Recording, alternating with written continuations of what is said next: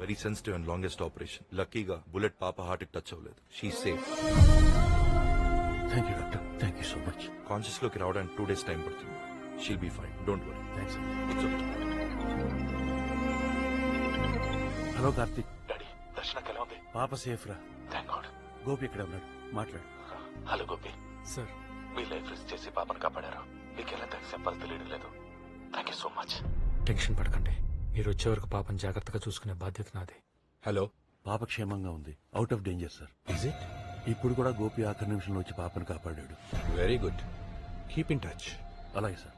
పాప బ్రతికే ఉంది. She's out of danger. చిన్న పిల్లని చంపల పెట్టి పనికి వెళ్ళలేదు. మాన్స్టర్ అంట, తలకాయ తీసిన లాబ్స్టర్ లాగా అయిపోయాడు. నా తమ్ముడికి ఫ్యూనరల్ కూడా చేయలేకపోయాను. ఆ గోపిగాడిని చంపి I will pay tribute to my brother.